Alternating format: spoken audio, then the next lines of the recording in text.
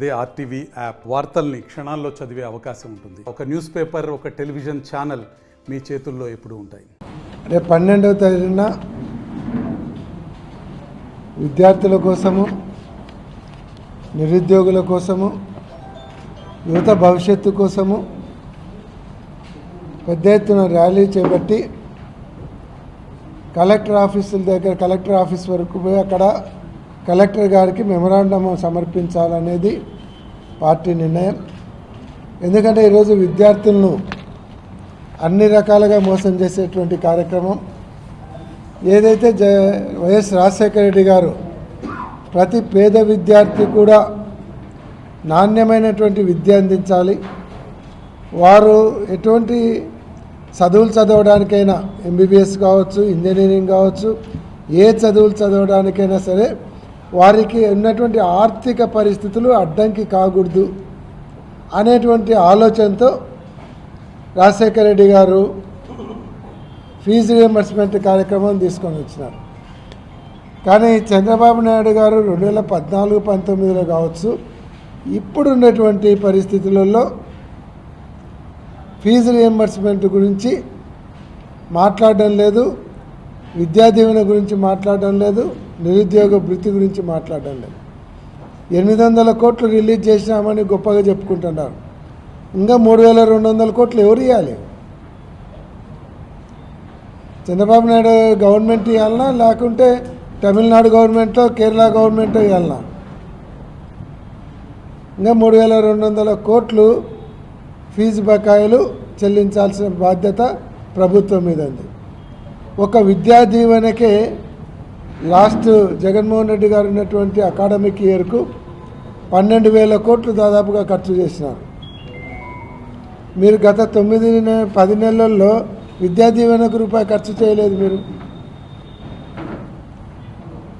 ఈ బడ్జెట్లో కూడా మీరు విద్యా దీవెన గురించి మాట్లాడలేదు, ట్యాబుల గురించి మాట్లాడలేదు, బైజూస్ ఎడ్యుకేషన్ గురించి మాట్లాడలేదు. అసలు ఏ రాష్ట్రంలో లేనటువంటిది ఎడ్యుకేషన్, హెల్త్లో వినూత్నమైనటువంటి మార్పులు తీసుకురావడానికి జగన్మోహన్ రెడ్డి గారు ప్రణాళికలు చేసి ముందరు పోయినారు. ఈ రకమైనటువంటి ప్రజలను మోసం చేసేటువంటి విధానంలోకి వచ్చి బడ్జెట్ను సవరించి ఏవైతే మీరు ఇచ్చినటువంటి హామీలు ఉన్నాయో అవన్నీ కూడా బడ్జెట్లో పొందుపరచాలనేది ప్రధానమైనటువంటి డిమాండ్. ఏదైతే మీరు స్టూడెంట్స్కు ఫీజు రియంబర్స్మెంట్ 3,200 కోట్లు బాకీ, నిరుద్యోగులకు ఇవ్వాల్సినటువంటి నిరుద్యోగ భృతి పోయిన సంవత్సరం 36,000, ఈ సంవత్సరం కలిపి మొత్తం వాళ్లకు బడ్జెట్లో పొందుపరచాలి, ఇవన్నీ వెంటనే రిలీజ్ చేయాలి.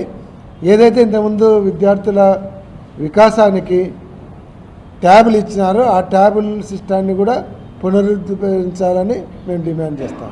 మరి కూటమి ప్రభుత్వం చేతిలో మొట్టమొదటగా నష్టపోయింది, మోసపోయింది ఎక్కువ భాగం మహిళలు, విద్యార్థులు, నిరుద్యోగులు, మరి అవ్వాతాతలు ఎవరైతేనేమి ప్రతి ఒక్కరు కూడా ఈరోజు కూటమి ప్రభుత్వం చేతిలో మోసపోయినారు. ఎందుకంటే వాళ్ళు విపరీతమైన వాగ్దానాలు చేసి మీకు అవి ఇస్తామని చెప్పని అందరినీ మోసపోతున్నారు.